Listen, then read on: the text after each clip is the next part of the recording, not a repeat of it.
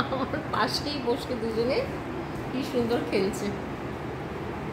হ্যাঁ, ল্যাচটা একেবারে আমার মুখের মধ্যে দিয়ে দে, আমার চোখের মধ্যে দিয়ে দে ল্যাচটা। আর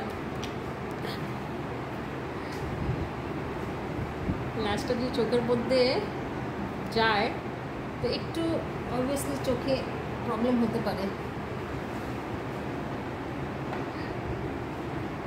বাট আমি এখান থেকে সরছি না বিকজ আমি ওদের খেলাটা ক্যাপচার করতে চাই।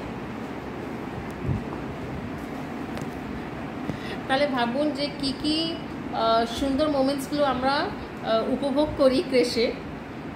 জাস্ট একটু দেখাচ্ছি, এই যে বসে রয়েছি আমি, বসে মোবাইলে ভিডিও আপলোড করছিলাম, যেই ভিডিওটা জাস্ট একটু আগে তুললাম ওদের, আর তখনই দেখলাম ও আমার গায়ে লেগে বসেছে সিম্বা, আর এরা দুজনে খেলা করছে। তো ভাবলাম না, এই মোমেন্টটা তো ক্যাপচার করতে হয়।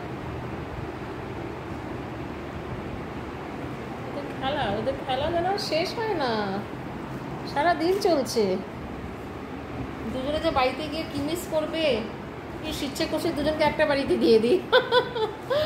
কাজুকে বলি তুই সিম্বাকে আজকে নিয়ে যা তোর বাড়িতে, বা সিম্বাকে বলি তুই কাজুকে নিয়ে যা তোর বাড়িতে। মানে আজকে বন্ধুত্ব প্রথম দিন তো, আর এত ক্লোজ ফ্রেন্ডশিপ হবার পরে আলাদা আলাদা হয়ে যাওয়াটা সত্যি খুব কষ্টকর। আমরা কত কি ইমোশনস দেখি, আর আমাদের সত্যি খুব মানে খারাপও লাগে অনেক সময় যখন এরা সেপারেট হয়। এত ভালো একটা ফ্রেন্ডশিপের পরে যখন ওরা সেপারেট হয়ে যায় তখন বুঝতে পারি যে কতটাই মন খারাপ হবে দুজনা। তাই আজকে আমি সিম্বার বাবাকে বলছিলাম যে কি মাঝে মধ্যে একটু সিম্বাকে ছেড়ে দেবেন ক্রেশে, তার দুটো ফায়দা হবে। এক, যে ওর ভালোও লাগবে বিকজ এই যে আজকে এক্সপিরিয়েন্সটা নিয়ে ও বাড়ি ফিরছে, সেটা তো সবসময় আরও বেশি করে চাইবে।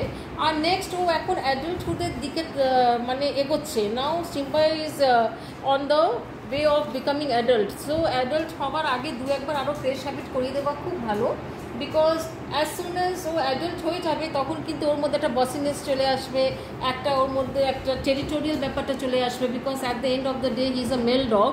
সো ফর দ্যাট রিজন যদি এই বয়স থেকে যদি ওকে ক্রেশের হ্যাবিট অ্যান্ড অন্য ডগসদের সাথে পরিচয় বা ইন্টারাকশানটা করিয়ে রাখা যায়, not every day but maybe once in a month, so I think ওইভাবে ওর মানে বড় হওয়াটা it will be very helpful to him. So this is really very important for a baby. From ঠিক যেন মন্টেসরি স্কুল থেকে আমরা নিজের বাচ্চাদের স্কুলে দিই, আর সেখান থেকে তারা ক্রমশ বড় হয় আর আস্তে আস্তে অনেক কিছু শেখে। So it's the same with the dogs also, because dogs are also like kids.